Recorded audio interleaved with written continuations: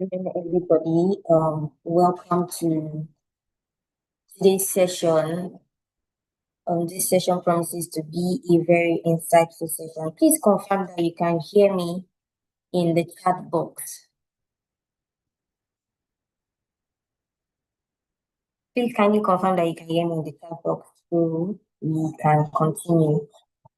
And before we continue, we have 14 people in attendance now. We'll be waiting for 2 minutes or 3 minutes so others can join and they do not miss out on this session. While we wait, please kindly network in the chat your customer or your next customer or next partner or next investor can be in this session, and the only way you can get to meet them is when you network. So it's advisable, and I would say that you should network, see what you do and then meet new people, exchange contacts. That way it helps in building and expanding your brand. So while we wait for 2 minutes, please kindly do that in the chat box. Thank you.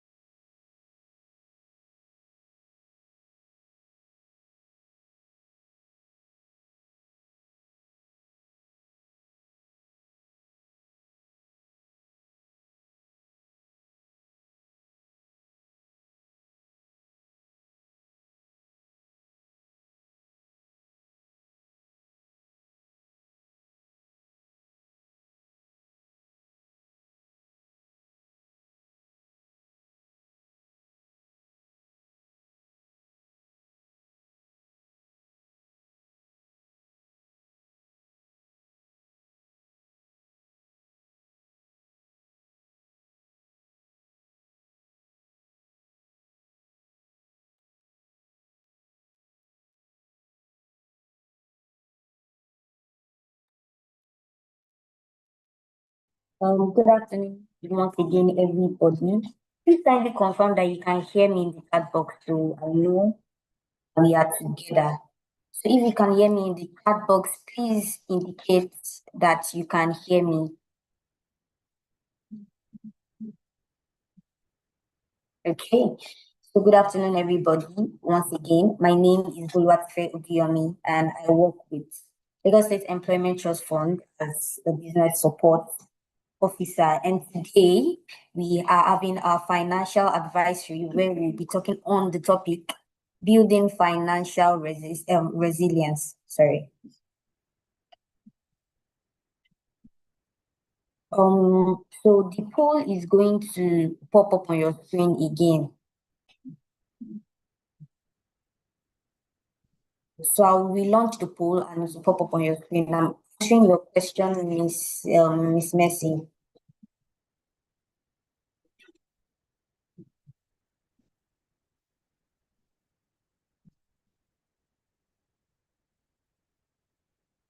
So the poll has been relaunched, so you can fill the poll on your screen while we discuss before our facilitator. So we'll speak about LSETF and speak about the facilitator, and then the facilitator takes over. So Lagos State Employment Trust Fund, known as Lagos State LSETF, was created by the Lagos State Employment Fund Law 2016. And what we do is that we provide access to finance for business owners. We give capacity building. We do capacity building. We provide access to market opportunities for business owners. So for the access to finance is in terms of loans, where we have different categories of loans. We have the MES loans, we have the ME loans, we have the SME loans. And these loans have a 9% interest rate per annum. So our loans all have a 9% interest rate per annum. For capacity building, we do programs like this, physically and online sessions, so as to help business owners know what risk factors you should take note of, what legal factors you should note, what are those financial decisions that you should make. So we take you through this process so that you do not have to make those mistakes in your business. So that is what we do at Lagos State Employment Trust Fund. So I will be reading before I call our facilitator. I'll be reading his bio to everybody. So the name of our facilitator is Mr. Wisdom Kumuyi. And so Wisdom Kumuyi is a finance professional and systems strategist with cross-tech experience spanning banking, real estate, technology, and higher education. He currently serves as a finance officer at the Lagos State Employment Trust Fund, where he supports the design and management of financial structures that promote enterprise growth and economic sustainability. He has managed over 500 million in assets and contributed to measurable revenue growth through the development of automated financial workflows and discipline control systems. A graduate of Macpherson University, where he was recognized as the best graduating student in leadership and academics. Wisdom is passionate about building resilient financial systems that enable individuals and organizations to withstand economic shocks and achieve sustainable growth. So with that, I will welcome Mr. Wisdom to have the floor now. Mr. Wisdom, over to you. Right, good afternoon, everyone. Thank you once again for being here. LSETF, thank you for having me. All right, so I'm going to start briefly with something very simple. Can we, or if you can hear me, please give me your reactions in the chat box so I can know that we are together. Can I get reactions so that I know we are together and I'm not just talking to myself? All right, thank you. All right, so I'm going to start with something very simple today. In Nigeria today, stability is no longer automatic. The truth of the matter is that fuel price can change, exchange rates can move, interest can rise, policies can shift. So today we're not just discussing wealth, we're going to be discussing durability. Because the truth of the matter is that growth without durability is very fragile. And in unstable economies, the strongest player is not the fastest, it is the most prepared. So today we talk about preparation. Next slide, please. So I'm going to be asking you something. This, I call it the defining question. I know that it could be something that is very uncomfortable, but the truth is, if your primary income stopped for the next 6 months, starting from tomorrow, what happens? I mean, it's a very interesting question, and I would like to hear your views. If, for instance, you are not paid salaries, If, for instance, you are not able to pay salary as organizations, if, for instance, obligations are not being honored, if, for instance, pressure begins within weeks, what happens? If your monthly expenses is 500,000, it is expected that in 6 months, we need to know how liquid you are. So, what really happens when income stops for 3 months, for 6 months? The question here is, how resilient are you? Resilience begins when denial ends. And the truth of the matter is that you don't test a parachute after jumping, you test it before you jump. You need to be sure that, is this parachute going to catch me if I jump? Are you sure I'm not going to land into my own demise? So now, these questions, I will need us to answer them at the end of this particular section. Slide 3, our economic reality. Let's deal with reality. Over the years, we see that inflation has risen from 25% to 30% in recent periods. Food inflations are now higher. That means that your money is shrinking in value. That simply means a short period of time. So if you import anything, your cost structure has already changed. So we're living in an economic reality where there is persistent inflation, where there is rise in interest rates, when there is consistent rise in foreign exchange, when there are foreign disruptions, when there are policy uncertainty. This is the new normal in Nigeria. Interest rate is now above 18 to 20%. Commercial loans are now above 25 to 35%. In other words, capital is now expensive. So funding has tightened. Volatility in is not just an event in Nigeria, it is now a feature. So the question becomes, are we structured for volatility? Are we structured that when Nigeria happens, we are able to stand our ground? Like, remember, I said earlier, it is not, we don't test parachute after jumping. So we don't test our resilience after all of these things has happened. We go to slide 4. Why does this matter? All of this story we are saying, all of these things we are teaching, why exactly does it matter? But please give us slide 4. Why exactly does it matter? Why are we interested in all of this? So in the last few years alone, we have seen that there are a lot of things that shaped our spending culture. There are a lot of things that have shaped our income. For instance, when there was COVID, we had lockdowns, we had currency redesign, we had fuel subsidy removal, we had FX liberalization.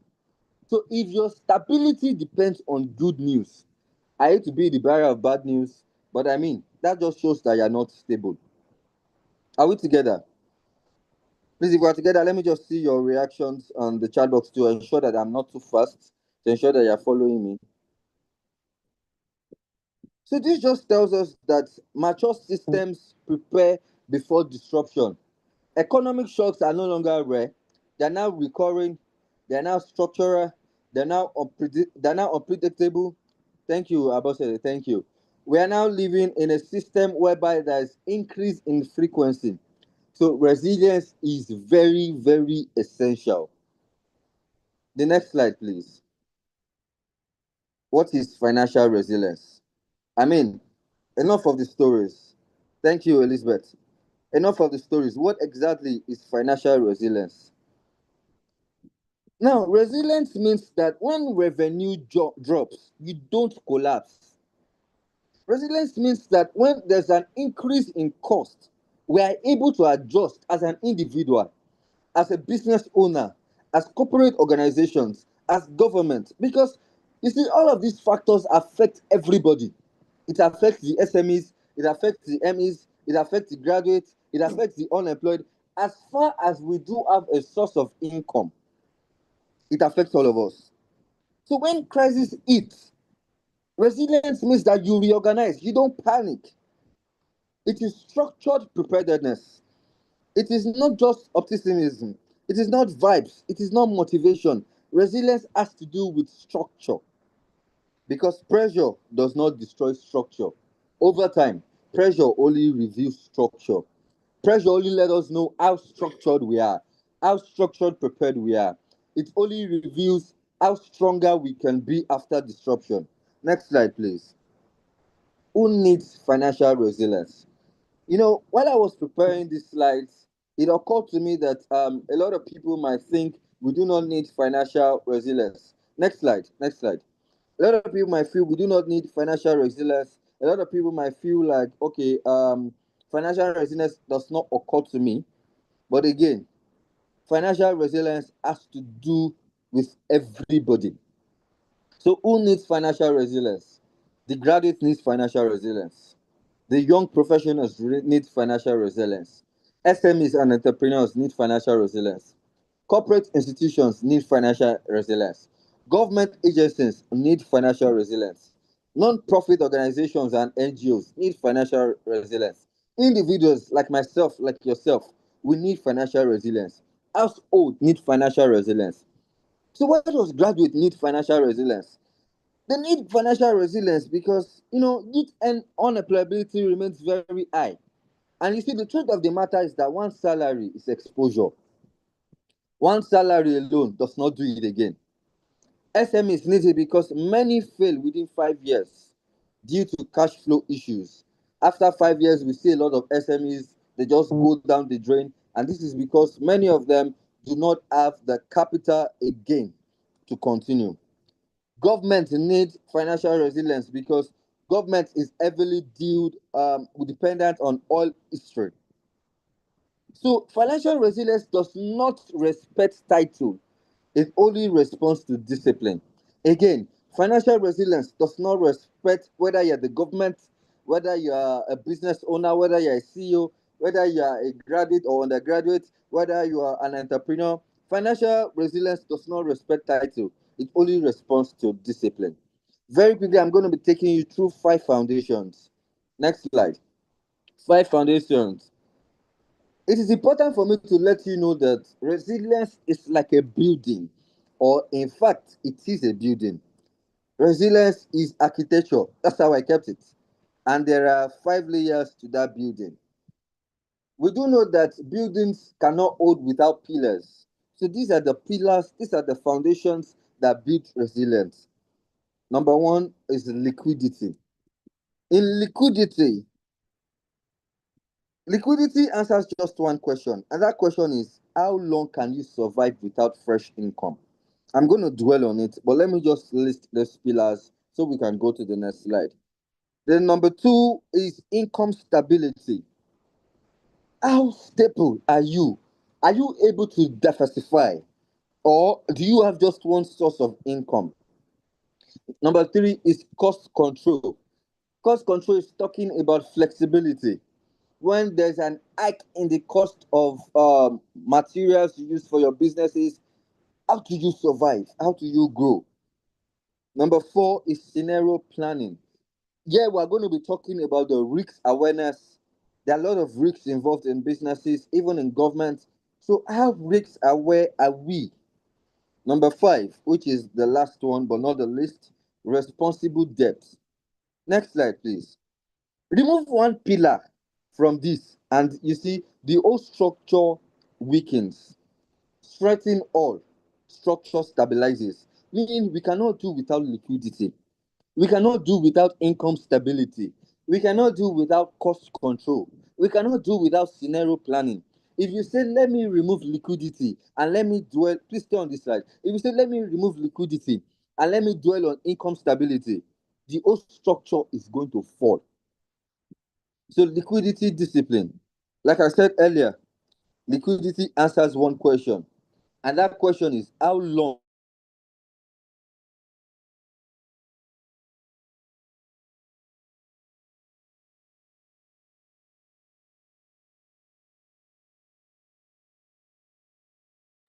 So I think the network is taking our facilitator out. While we wait for him to come back, please, the poll is still launched on your screen. Please kindly fill the poll that has been launched on your screen. I think he's having network issues. That's why. So please fill the poll that has been launched on your screen while we wait for the facilitator to get back. Thank you.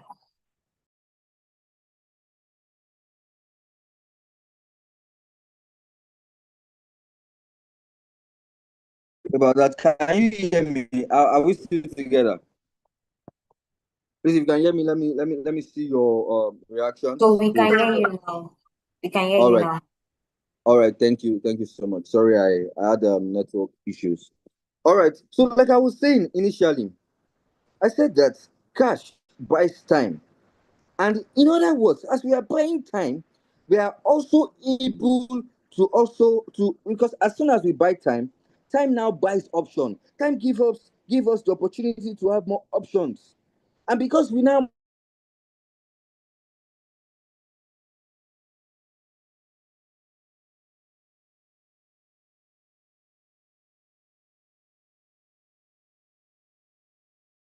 hello.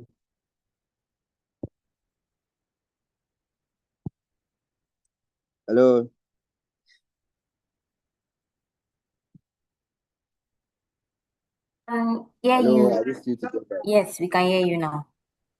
All right, can you give us the next slide? Okay. So when she's trying to give us the next slide, it's important for me to ask you, do you know your monthly burn rate? If your expenses increase by 30% tomorrow, can you absorb it? I mean, this is a question for every one of us, business owners, individuals, graduates, SMEs, entrepreneurs, CEOs, I mean, even customers. If your expenses increases tomorrow by 30%, will you be able to still live over the next period of 3 months? Liquidity is not comfort, but it is control. The next slide, where we're talking about income stability, we're talking about you developing multiple streams of revenue. We're talking about you building recurring income models, expanding your customer base, and invest in skill diversification. So I'll take it one by one. It's important for me to let you understand that over dependence creates vulnerability. So if 60% of your revenue comes from one client, that client controls your stability. What do you think happens when that client stop coming? I want to know your views. So please use the chat box. The question again, if 60% of your revenue comes from one client, now that client controls your stability, what happens when that client decides not to patronize you again? As we're typing that, the next question, if you depend on one salary, good, Eniola, thank you very much. She said income stability is gone. Meaning that at that point, that is the beginning of Yakubu manage. And I mean, at that point, if you are managing, this Yakubu will just die. So what I'm saying in essence is that you need to diversify. You need to make sure that your income does not come from one source. And that is why I encourage every salary-based people, have businesses of your own. Have other things that you can do. You see, all of those portfolio that was read earlier, I have other things I do beyond all of that. It might interest you that I went as far as learning vehicle wiring, what we all know as rewire. I mean, I don't use it today, but my vehicle cannot break down anywhere and I'll be at the mercy of somebody. A friend's vehicle cannot break down anywhere and they'll be at the mercy of somebody. The moment they call me, okay, Bolu, do this, Elizabeth, do this, Mercy, do this, do that. This is what you need to do. If you depend on one salary, that means that your employer controls your stability. And tomorrow they can wake up and say, at this point, we don't need your services anymore. What happens to you at that point? For the next 3 months, when your income stops, what happens? So concentration feels powerful. You might feel that let me focus on one thing. I mean, jack of all trade, master of none. It might interest you that now we have gotten ways around being jack of all trade and master of a few. So diversification distributes risks. Meaning tomorrow, if I lose my job, I mean I still have something to fall upon. The next slide, please, Bolu. How do we strengthen our income, which is cost control and flexibility? Multiple revenue streams, having recurring models, having expanded customer base. Never rely on one pipeline. The market does not depend and does not reward optimism. It rewards preparedness. So how prepared are you? Now, cost control. If revenue drops by 30% tomorrow, what reduces automatically? If your revenue drops by 30% tomorrow, what reduces? If nothing reduces automatically, then you are not flexible. If nothing reduces, you are not flexible. It means that you are fragile. So if your revenue drops by 30% tomorrow, what I expect is that your expense will drop. This is why we see a lot of business owners coming to tell you that they want to rescale, they want to let go of a few people. I mean, it's a very tough decision. I've been at such panel before whereby we need to restructure, we need to let go of certain people. And trust me, it was a very, very difficult situation for me. It's a very, very difficult situation for one to be in. So our expense had to change. So if your revenue drops, I expect that your fixed cost changes because your fixed costs are silent killers. Your lifestyle inflation has to change. Your growth without buffers is gambling. The next slide, please. This next slide is building flexibility. So I'm giving us practical examples. I'm not just stating you do this, you do that, you do.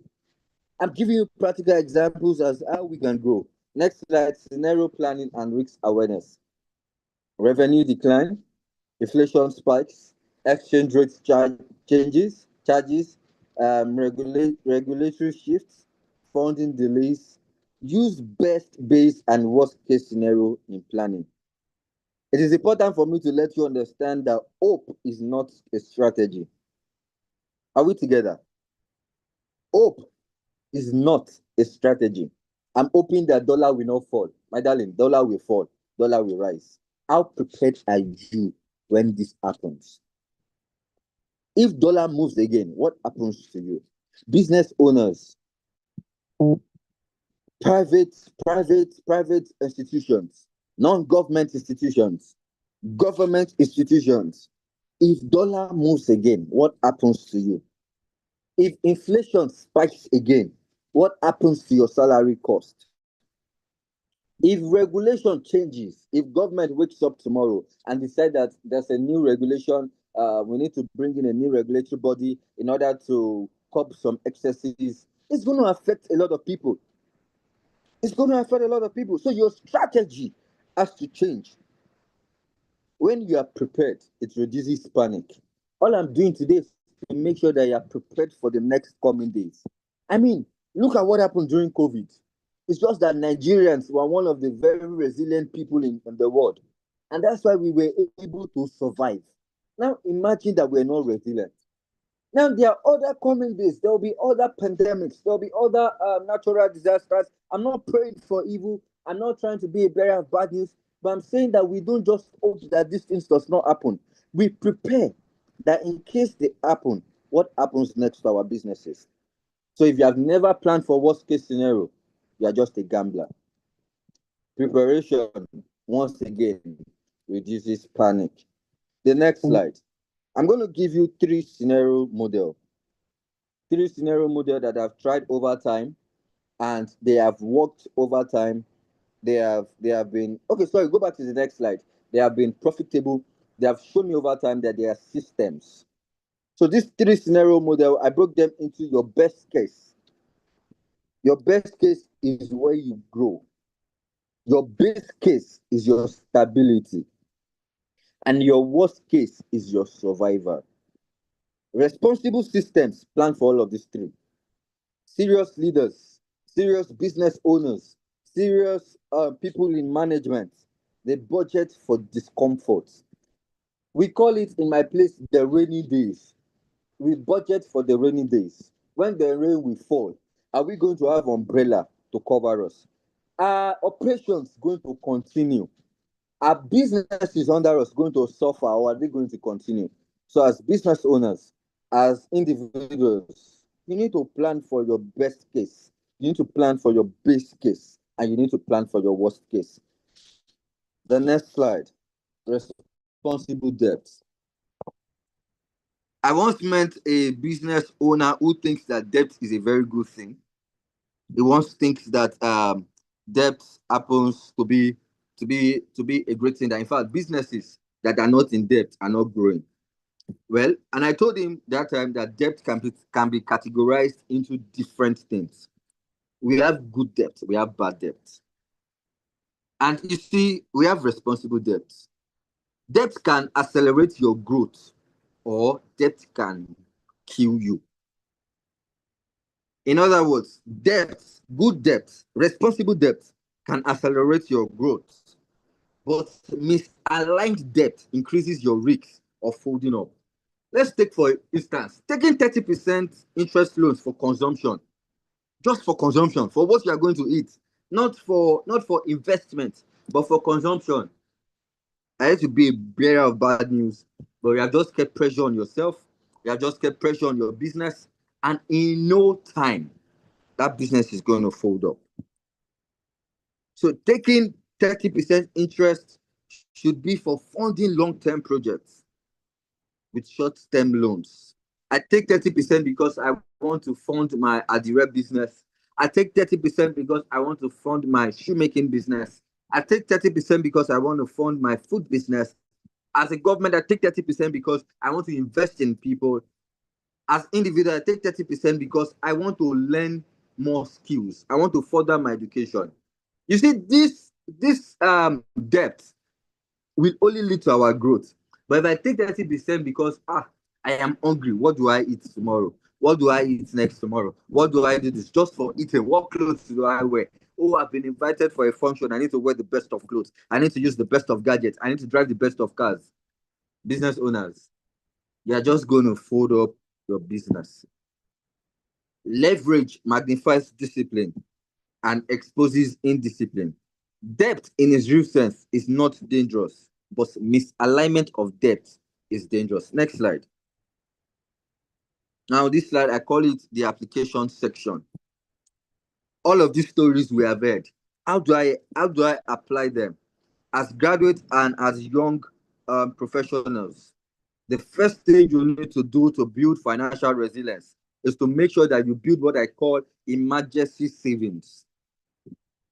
Before upgrading your lifestyle, before changing your phones to probably Apple, Google Pixel, or the likes, before using the latest of cars, make sure that the first thing you have is emergency savings.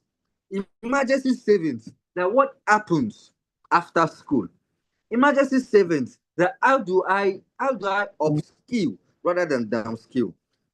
So make sure that you build your skills before you upgrade your lifestyle. The next thing is develop multiple income and relevant skills.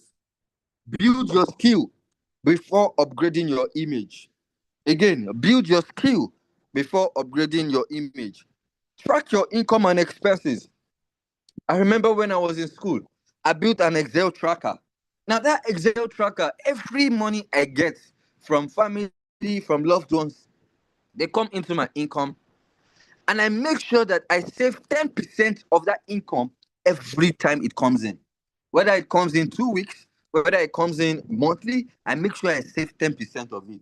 And you see, the 10% is so that in case, God forbid, I fall sick tomorrow, in case, God forbid, I need to help a loved one, in case I need to build a skill, in case I need to upskill, I'm able to rely on myself than rely on any other person. So yeah, I wrote build skills before upgrading image, assets before aesthetics, assets before aesthetics. Resilience starts very early. Next slide.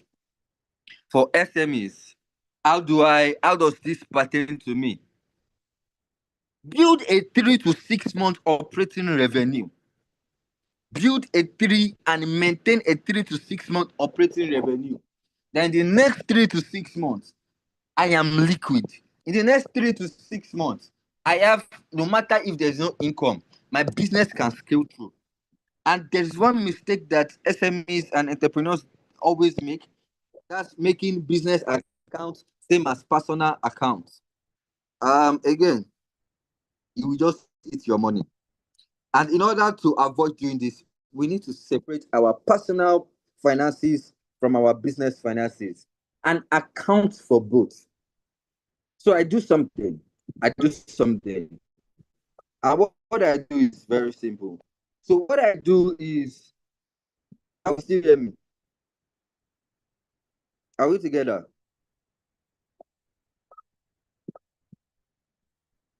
Are we together? Yes, we are. Okay. All right. Thank you. So one thing I ensure is I differentiate. Thank you. Thank you, Adedayo. Thank you. Thank you, Abda. Thank you. All right. One thing I do is, thank you, Miriam. Thank you, everybody. So one thing I do is I make sure that I separate personal finances from business finances. In fact, when you want to give me money, maybe let's assume, Adela, thank you. Let's assume, Mercy, thank you. Let's assume we are doing a contribution. I ensure that every of my personal finance does not go into that account anymore. And this is so that there is accountability. This is so that there is structure. This is in order to guide and help me to monitor my cash flow. Structure prevents collapse. Emotion does not.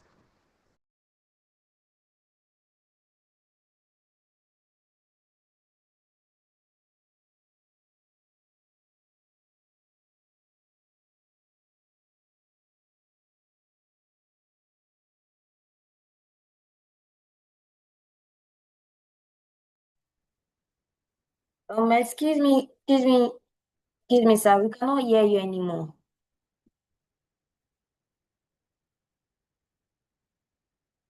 We cannot hear you any longer. Can you hear me? Now we can hear you. I'm sorry about that. I'm sorry about that. All right. So again, I said structure prevents collapse, emotion does not. Next slide. Now this pertains to corporate organizations. The next slide, we're going to be talking about your stress test exposure. Now, stress test budget regularly, strengthen your balance sheet, improve your financial governance, diversify your revenue concentration. Now, strengthen governance. Governance is not paperwork, it is protection.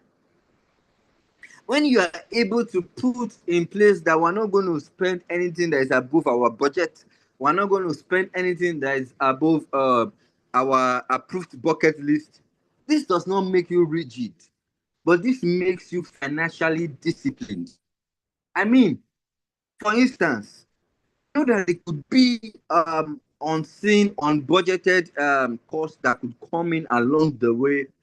But when you make sure that you are responsible enough to say, no matter what it is, I'm not going to spend from this money. No matter what it is, I'm not going to do this. I have about 3 different accounts. One account, I make sure that I put 10% again of every of my income and I lock that account. I threw away the key. There are days whereby my Yakubu is about to die, but then my Yakubu will keep managing. And this is because, again, I've built over time to close my eyes on such. So let us have reserves. Let us have reserves. Let us have summed up funds that could be used for later. Next slide. Next slide.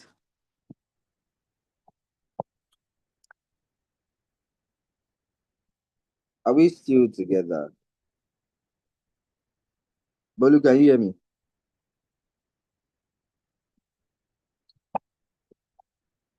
Bolu, we need the next slide. I can. Yes, I can. Yes, please give us the next slide. Can you hear me? Yes, I can hear you. I can hear you. Give us the next slide, please.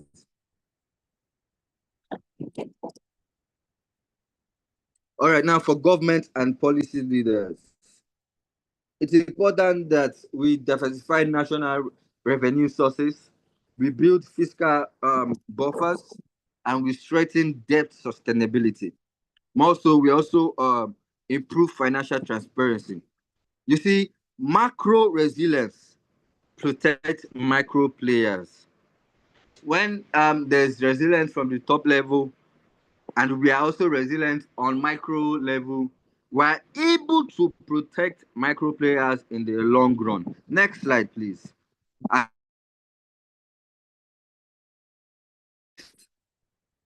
Next slide, Bolu.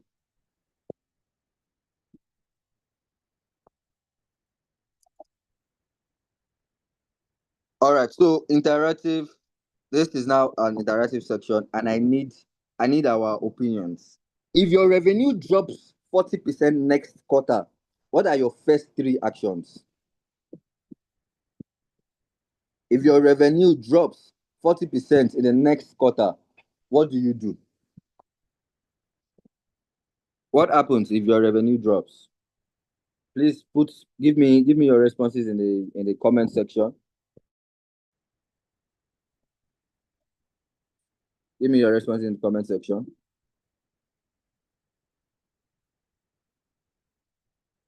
Again, the question is, okay, Enola, thank you. Reduce cost, diversify income. That's great. That's great. I need control your expenses. Thank you. This shows that we are following. Thank you very much, everybody. I need more. I need more. Once your revenue drops, okay, you reduce cost. All right. All right. Thank you very much, everybody. That's beautifully rest your safe inventory discussed beautifully and well said. So the first thing we probably would do is reduce cost. I mean, that's the first thing that will come into one's mind. And that is the perfect thing to do. Because when we are reducing cost, we are protecting our liquidity. When we also somebody also said we cut our expenses. Yes, that's restructuring debt. When we restructure debt, we are cutting non-essential costs. You know, one mistake that business owner failed, once there's a problem, they don't communicate early. We don't communicate early with our team members. We just feel like, okay, we can handle it all by ourselves and keep it. Again, this is very difficult to do.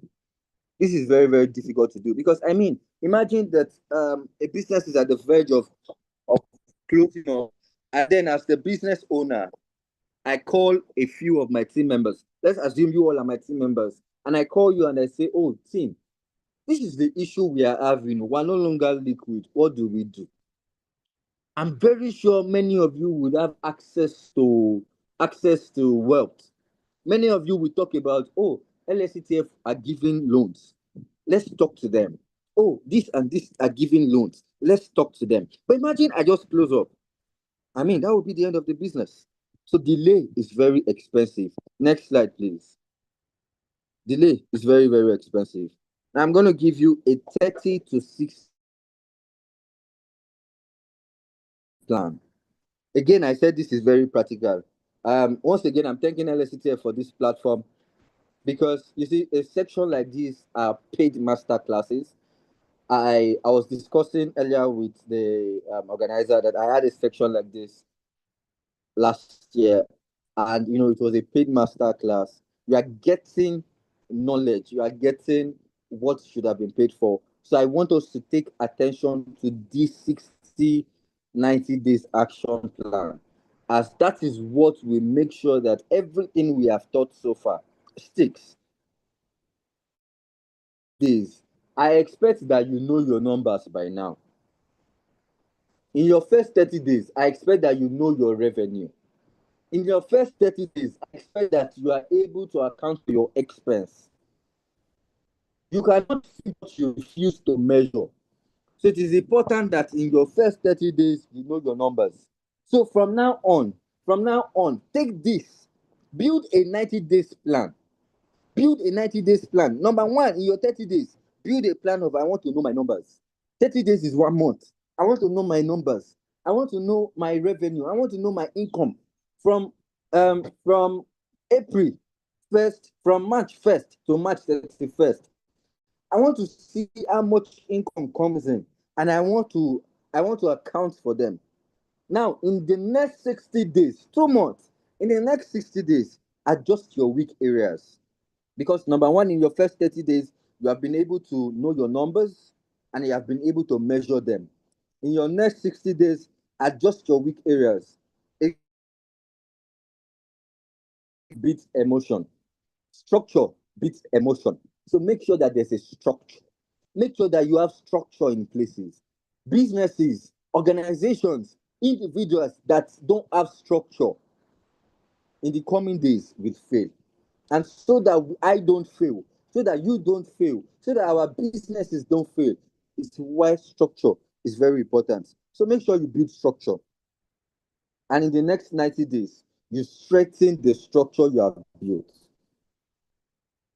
We make sure that there's discipline. Because you see, structure outlive motivation. It's enough to motivate your team members. It's enough to motivate yourself. But if structures are not in place, those motivation, they're just useless. And I'm going to leave you with my next slide. Next slide. So remember again, 30 days, know your numbers. You cannot fix what you refuse to measure. Your 60 days, adjust your weak areas. Because again, structure beats emotions. In your 90 days, which is already your third month, make sure that there's discipline. Systems outlive motivation. Resilience is built deliberately. Resilience is not built on guesswork. Resilience is not built on I feel like. Resilience is built deliberately. So I leave you with this final thought. It is important for me to let you understand that economic shocks will continue.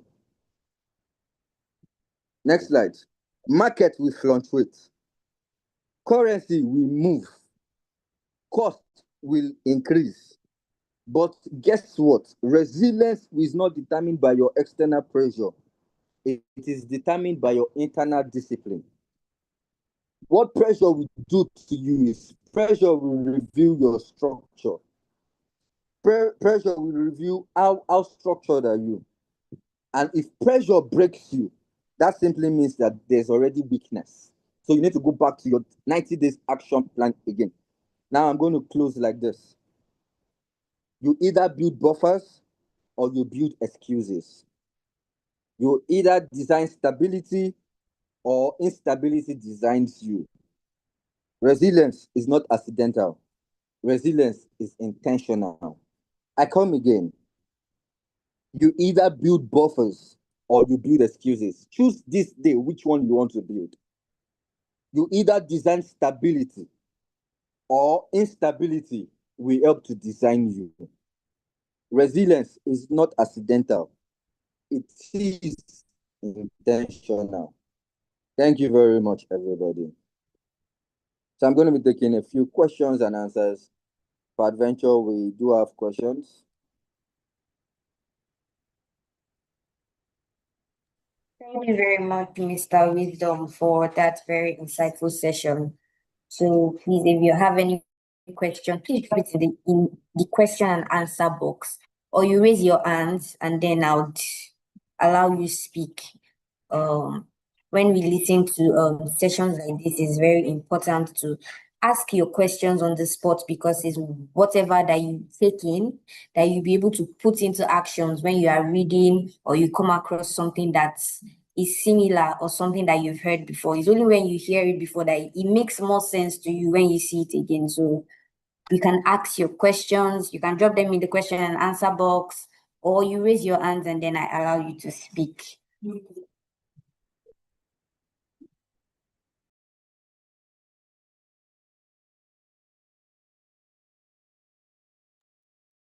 The poll has been launched on your screen for a while now. So please kindly fill the poll that has been launched on your screen if you have not filled it yet. Okay, Mr. Wisdom, there's a question for you. How do you lock your income in your account? So that's the question.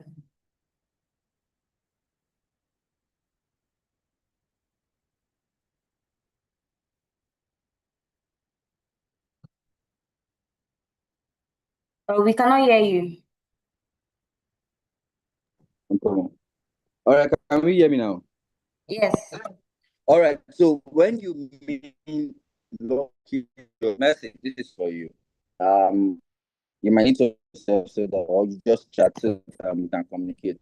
When you say locking your account, are you protecting the money yourself? Are you trying to build a discipline structure?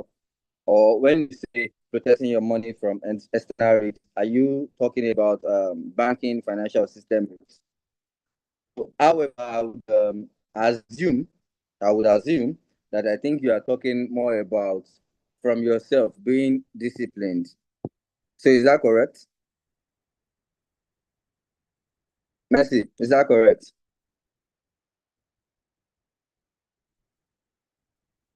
Eniola Mercy. Okay, she said protecting your money from spending. So that's what she said. All right. So the first thing you need to do is create separate accounts immediately. Move your save, whatever you know you want to save. Move that money as soon as it comes in. The second advice I can give you is use fixed deposits or time deposits. Please emergency savings, either a 30-day period, a 60-day period, or a 90-day period. But now for me, what I do is I opened another bank account. I opened another bank account, and in that bank account, I ensured that I don't have access to transfer. I don't have access to ATM card. I don't have access to internet banking. So this has helped me to, be more prudent in my spendings because I will think about it. If I go to the bank, I go and queue because of this money. It has to be really worth it. If it's not worth it, I mean, why do I need to stress myself in doing that? So Mercy, did I answer your question?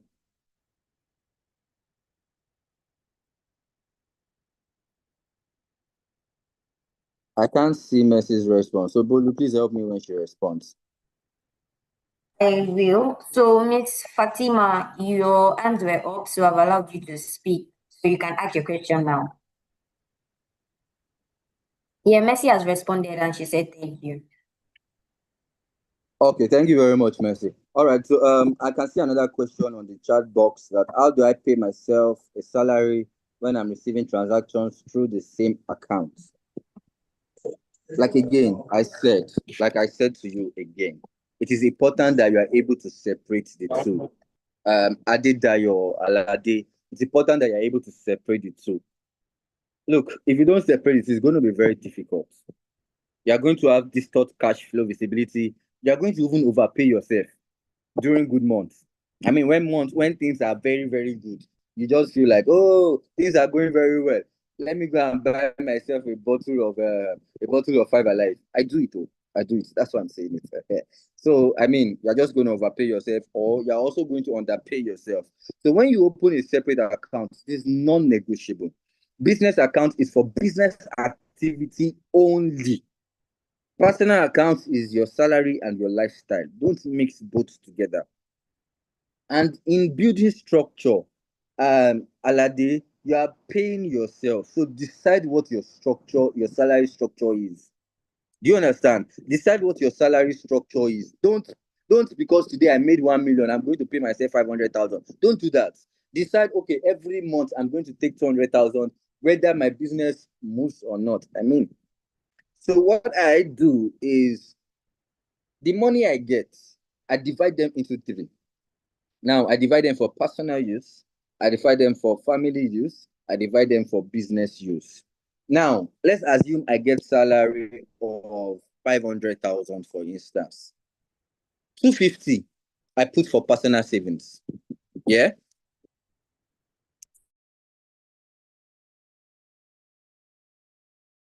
It's just a scenario. That might not be breakdown. It's just a scenario. 50,000 I put back into my own self. 50,000 I put into family self. And then the remaining 100,000 I put it back into the business. Because again, I'm the owner of the business. And if the business grows, I'm the one that grows. So thank you very much. I think I answered that. Any other question? Yes, people have their hands raised, and that's why I wanted them to. Miss Fatima had her hands raised, but I think she has lowered her hand. But I'm going to allow Olumayowa Aguda speak now. So, Olumayowa Aguda, you can unmute your mic and ask your question.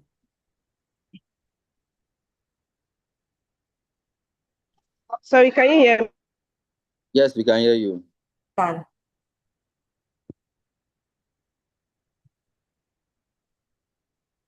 Am I the only one that can't hear you? So we could hear you before, but we cannot hear you anymore. So while she sorts out, I think the There's a network question. There's a question in the chat box while she's trying to speak. The person said, "How do I manage multiple jobs effectively without breaking down or being overwhelmed?" That's Loretta. Okay, very good question. Very, very good question. First and foremost, you need to accept the truth that multiple income streams increases your financial resilience, it increases your exposure, it increases your opportunity. But then they can also increase your fatigue, either emotional fatigue, your decision fatigue, or your burnout risks if unmanaged. So now, how do you manage these things? Number one, you must define your primary income. That is your core stability. Your secondary income is your growth or leverage. So if you treat all of these streams as equal priority, my dear, you'll be mentally just fragmented. So it is important that you are able to decide which one is my core, which one should I focus on, which one should I not focus on. Loretta, we together. Loretta.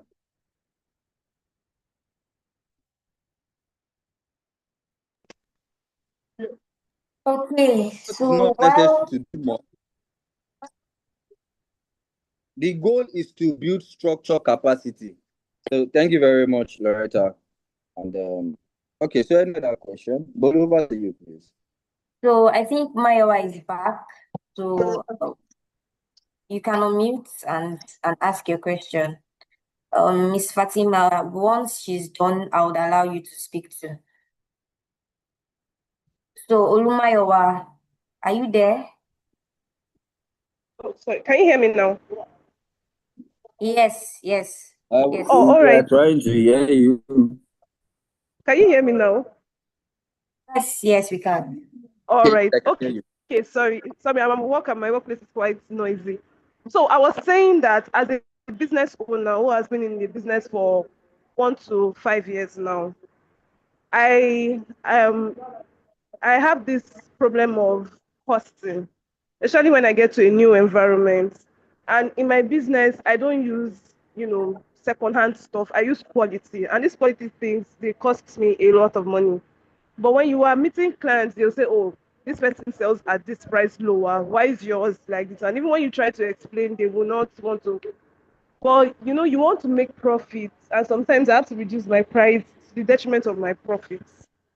So how do I, you know, like Mr. Wisdom said, upskill? How do I upskill in my business to make sure that any clients I'm bringing in understands why my business, at that why my services are at that price. Then secondly, do you offer costing classes? Thank you. Sorry, I didn't get your last question.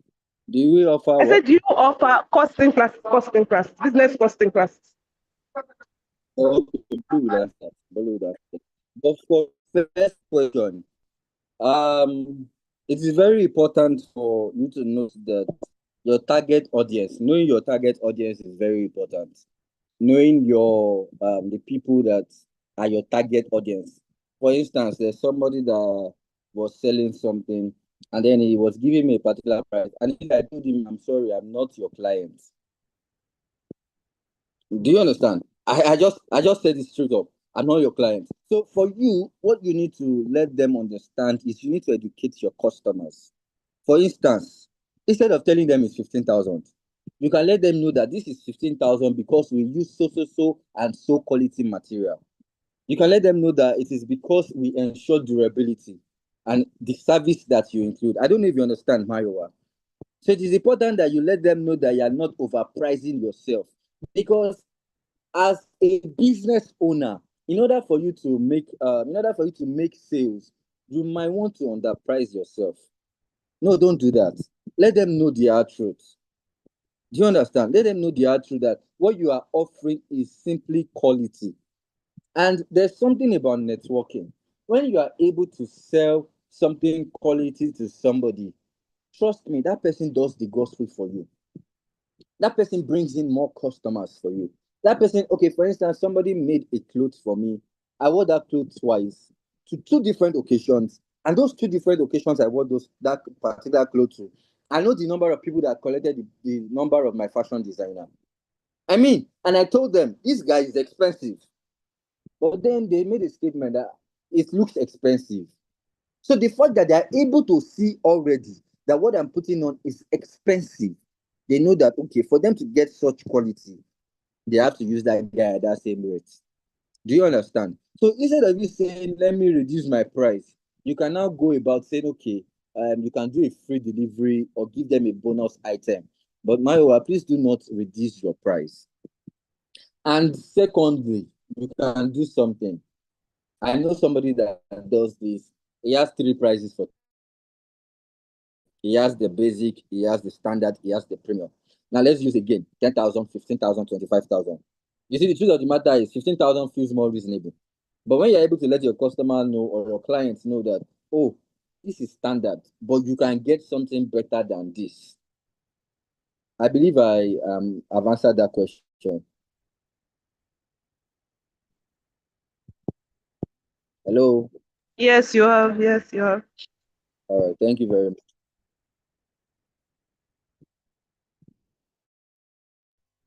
Okay, so thank you very much for this very insightful session. Please, if you have any questions, please indicate. Okay, Loretta has another question. Sir, how do you network more to expand your customer base? That's a question. All right. That is the right question, Loretta. And that question also answers my last question. You see, networking is not about please buy from me. Networking is let's build value together. So before networking, you must answer these questions by yourself. Three questions again. Who is my ID customer? Where do they hang out? Who already serves them? Are we together? Number one, who is my ID customer? Where do they hang out? Who already serves them? One time I met one of the managers of Kennedy Salad, and he was speaking to me at the I was speaking at the conference, not to me alone. He was speaking at the conference, and he said there's a particular wealthy businessman in Nigeria, and now this wealthy businessman went for a night party. I'm not going to disclose the name of that wealthy businessman, but it's one of the top people in the banking industry. He went for a party, a night party, as at 3 a.m. Trust me, night is when things happen. So he went for that party, but he didn't go there to party. He didn't go there to party. He went there to network because he found out that the person he needs is at that gathering. So are you ready to go the extra mile? Okay, for instance, I pass a particular route every day, and somebody walked up to me one day and said, she sees me passing this route every day, and she had to come and wait for me, hoping I will pass. I mean, it's a good thing and it's a bad thing, because it's a bad thing because imagine if she wants to kidnap me. That's on a lighter note. But I mean, she knew that the right time for her to have access to me is for her to block my way at that particular time, and she was already there. She was there because she needed to meet with me. I was a target audience, and she knew where I would be as at that time. So know where your target audience is, know where they hang out, and know who serves them. For instance, I buy vehicle from GAC. Now you are coming into the industry and you want me to buy that vehicle from you. You need to let me know the value you are bringing that is more than what GAC is offering me. So if you sell catering services, maybe to event planners, church admins, corporate HR managers, don't network randomly. Network strategically. Network strategically. All right. Thank you very much. Any other question? So Loretta, I believe I answered that. Thank you, Loretta.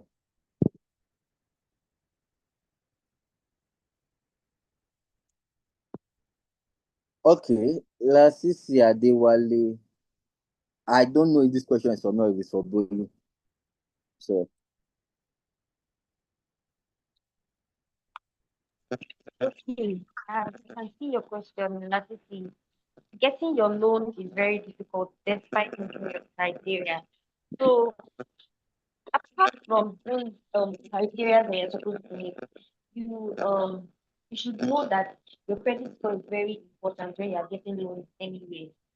So, most likely, I'm not sure, most likely be your credit score. Maybe gotten loan somewhere, no repay. Every financial institution will always look at the credit score of the person you want to give. That will most likely be the issue. Then you can check the website and then reapply again and then meet or go to any local government, speak about this, and then whatever solution you keep up with that. I think this question is for you, Mr. Wisdom. Sir, how can we reach you for further interaction? We talked about master classes and other programs. all right. How can you reach me? All right. So, you can reach me by the event, the organizers of this event. You can reach out to them and they will deliver your message to me, or you can follow me on my socials. I would respond to you. So my social is any of my socials is Wisdom Kumuyi or Kumuyi Wisdom, anyone. But most importantly, the fastest way for you to reach me, reach Bolu, reach the organizers of this event, and trust me, they will get across to me, and I'll be available to answer your question.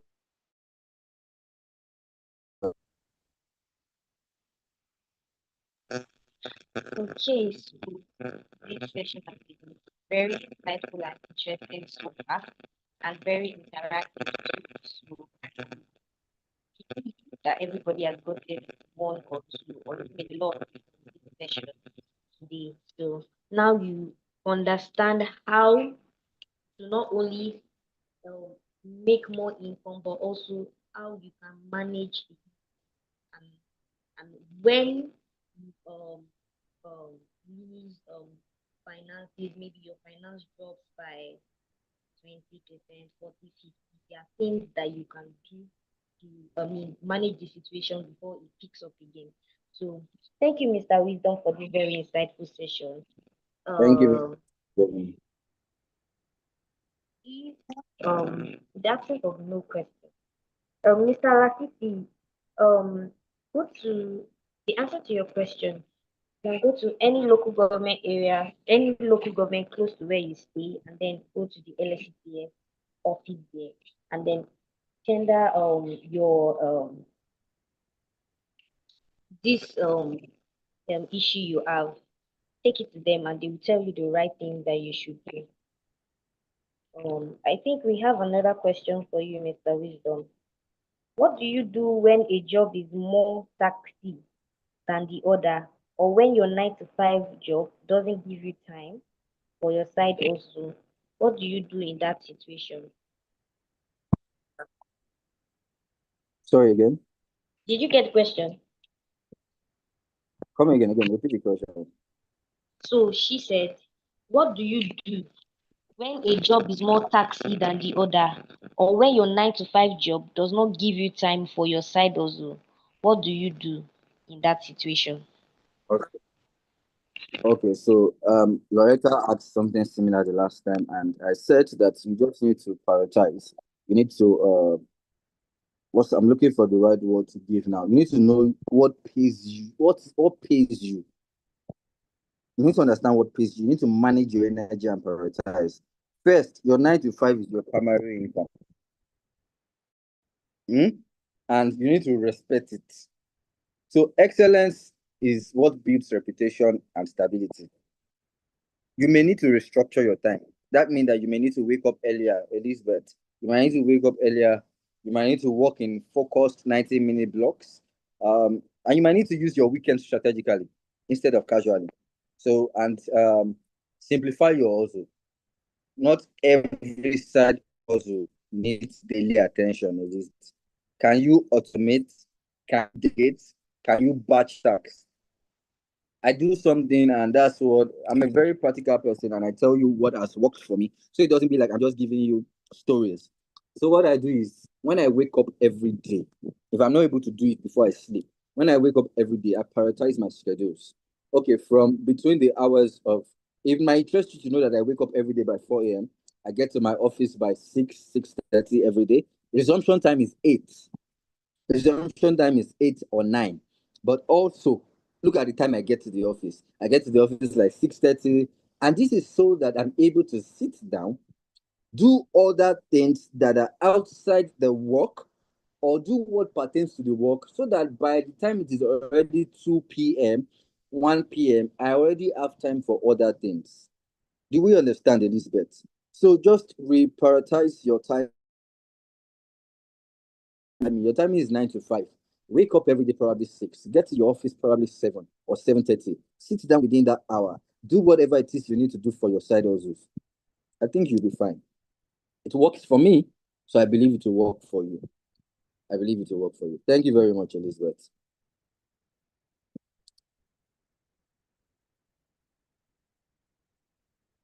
You have one other question. The question is, what do you do when facing financial crisis? The line is a little bit breaking. Can you come again, buddy? Okay, I said the question is, what do you do when facing financial crisis? Okay. Financial crisis. All right. Step 1. The first rule: stop any emotional decision. That is your first 48 hours rule. Do not borrow randomly. Do not sell assets in panic. Make sure you shut down the business immediately. Do not shut down the business immediately, and do not take any interest loans, any high interest loans out of fear. I repeat, first thing not to do: don't make any decision emotionally. Do not borrow. Don't sell your assets. That's one thing we do in Nigeria. Once there's any problem, like sharp, we sell our assets. Don't sell your assets. Don't shut down your business immediately. Don't take loans. Now, step 2: get clear on. Write down, how much do I owe? To whom am I owing this money to? When is it due? And what cash do I have? I hope we're still together. What cash do I have? Now, again, in measure, remember in the 30 days to 90 days action plan I gave you, I said you need to know how much, you need to know your numbers. So now this is where that comes in. Within 70 to 30 days, how much is coming in? You need to know that, because many crises could feel bigger than they actually are because they are not defined. So, and number 3, protect your cash flow immediately. Number 4, cut your ego, not strategy. This is the time for you to reduce your lifestyle expenses. When you are facing financial crisis, I know the pressure of, everybody knows I'm using an iPhone. Everybody knows I'm using a Samsung. Everybody knows I'm using whatever best gadgets. I cannot reduce my, please, at that point, don't be emotional about it. There are certain times you need to let certain things go. There was a point of my life I needed to go from using an iPhone, I won't mention the name, from using an iPhone to an Android phone. Not because I was in financial crisis at that point, but because I was no longer liquid. And I just knew that, okay, at this point, I need to be rather logical than being emotional. Do you understand? So also identify the root cause. Identify the root cause. Just identify what is causing it. Financial crisis is not a verdict, it is a feedback. And you see, feedback can only be interpreted either correctly or incorrectly. And when feedbacks are interpreted correctly, they reposition you. So, who asked this question? Fatima. Financial crisis is a feedback. Find out what is causing that financial crisis. Find it out, and you are able to grow. Thank you, Fatima. I hope I answered that I have question. another question. You have another question in the chat box again. For Oh, someone really? that has been in business for 5 years, how do you deal with fear of failing as regarding trying new strategies? expand that business. Did you get that? Okay, for someone that has been in business for 5 years, is that what you said? Yes. How do you deal with the fear of failing as regarding trying new strategy to expand in that business? Okay, I've found the question. Mercy, that's a very powerful question there. But first, let me say this to you. Fear doesn't disappear. Hmm? Because you have been in a business for 5 years, if for anything in this life, that your fear has to increase. And you know why? This is because now you have something to lose. I mean, before you go to 5 years, you have nothing to lose. If I'm just starting off my business today, if I have fear that I'm going to fail, it doesn't bother me. But now, after 5 years, your fear has to even increase because you cannot afford to fail. But now, yes, the shift. Yes, the shift. Expansion is not gambling. Expansion is controlled experimentation. I repeat again, expansion is not gambling. Hmm? Expansion is a controlled experimentation. So you don't risk the whole business to try something new. You test small. So, Mercy, I'm leaving you with this today. Instead of asking what if I fail, ask what is the smallest version of this idea I can test safely. Fear is emotional. Data is strategic. Deal with your data. And now, before expansion, the 3 questions. I'm used to asking 3 questions. Don't mind me. 3 questions. Number one question: is it my customer that is requesting for this expansion? Is there a demand for this expansion? Can I test this expansion with 10% of my capital instead of 100%? Then you use the 70-20-10 rule. 70% of your resources onto what is already working. 20% is to improve existing systems. And your 10%, this 10% is to test new ideas. That way, failure in 10% doesn't destroy the 70%. Do you understand, Fatima? And Messi, do you understand? So, so it is safe to say that markets involve, customers involve, competition involves, and sometimes the bigger risk is refusing to adapt. Failure is not trying something new that doesn't work. Mercy, failure is when you are refusing to learn from what doesn't work and what works. Failure is refusing to learn from repeatable, avoidable mistakes. Failure is ignoring the market signals. In my conclusion, you don't overcome failure. You don't overcome fear. You overcome it by waiting for confidence. You overcome fear by creating a controlled exposure to growth.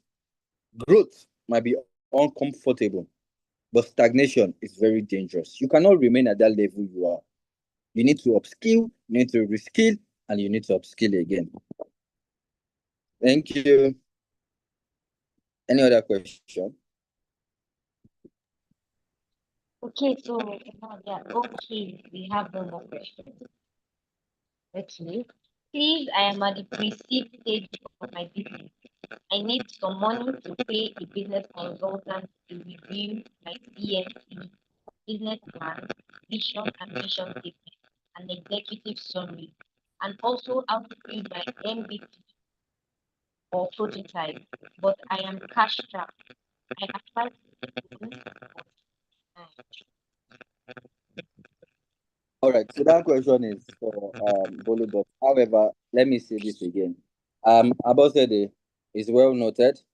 So it's very, very well noted. But let me say this that may surprise you. At pre-seed stage, Abosede, you don't need money first. You need validation first.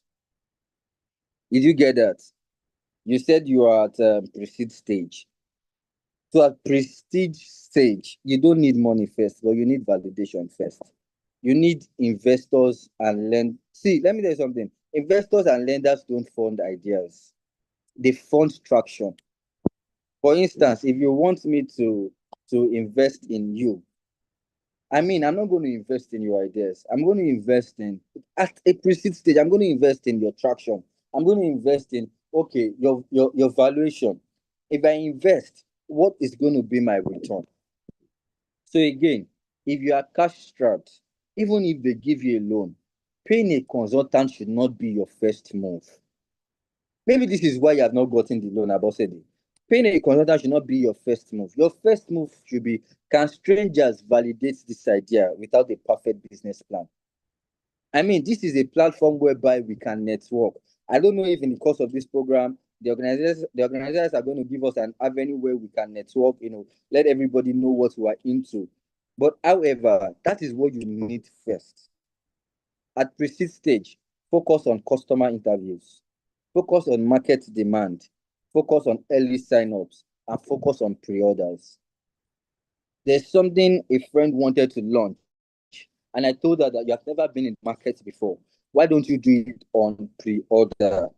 When people order, whatever money they used to order, you get that money, you get your profit for that money, and you go and use it and launch that idea. I don't know if you understand what I'm saying about today. So that might just be the same thing for you. And when you talk about MVP does not mean expensive product. Oh. It means minimal version that solves the core problem. So if it is a tech idea you're thinking of, why don't you just require a code tool? It is a product. You see, when you are launching a business, you need to know that profit does not come immediately. If you're not able to invest in yourself, why should I invest in you? Why? I need to be sure that you know what you are doing. So again, you don't build the full system, you test the problem solution fit first. Thank you, Abosede. So why your loan was denied?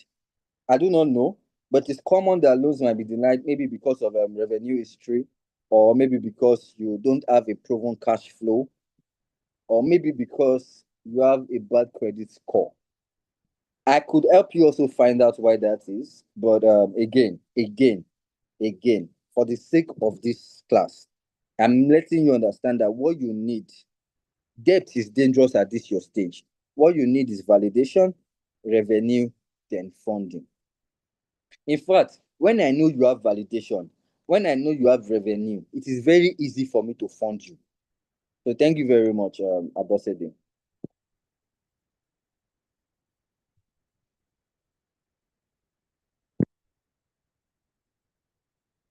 Bolu. Okay. I think that's all for nobody has any question. Okay, so Abosede, very quickly. If customers are paying, investors will listen. If I see your bank statement, I see how much revenue you are making, I see how much income is coming. I mean, because people are paying, people are buying into your idea. Trust me, you find them investors. So thank you once again. Okay, thank you very much. Thank you very much once again for taking time to participate in our session. And I'm sure our participants have gained a lot from the session today. So, if you need a recording of this session, all you have to do is go to YouTube, LSETF on YouTube, or you go to LinkedIn, LSETF on LinkedIn, or Instagram, LSETF2 on Instagram. And then you get the streamed video of this session today. So, in the absence of no questions, we're calling it a day. So, thank you very much for joining this session. Having another session next week. I'm looking forward to seeing you there. Um, have a lovely and wonderful day ahead. Thank you very much. Goodbye.